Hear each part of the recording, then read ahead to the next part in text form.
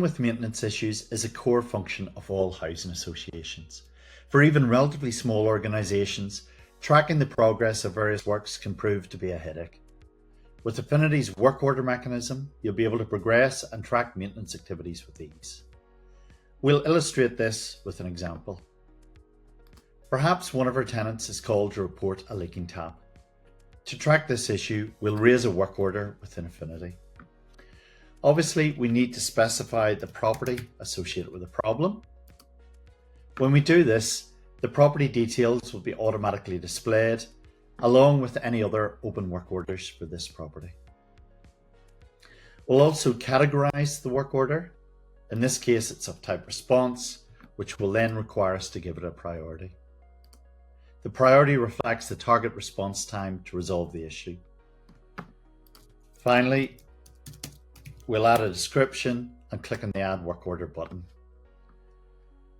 With the work order raised, we can add additional documentation, add further notes, or even attach photos to ensure that our contractors or internal maintenance team have as much detail as possible.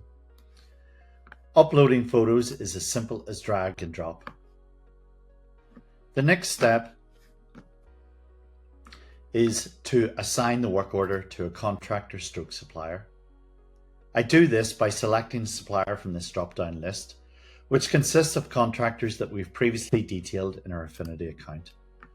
Now, I have the option of requesting quotes from several suppliers before assigning it, but for a trivial piece of work such as this, I'll just assign this directly. By default, the supplier will receive an email notification with the job sheet attached, but we also have the option of sending a text message to the supplier.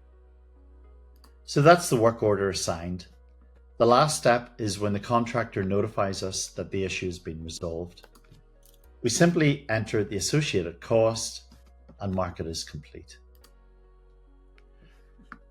So that's the work order lifecycle.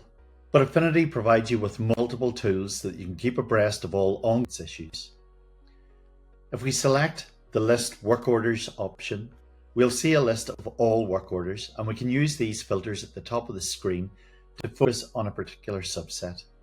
We also have a comprehensive suite of reports to provide more detailed analysis. One of interest relates to work order surveys. It's possible to configure your Affinity account so that follow-up tenant satisfaction surveys are required for a percentage of completed work orders. We'll see that a work order we've just completed is among these. If I click on this, you'll see the requirement to contact the tenant and ask a few simple questions.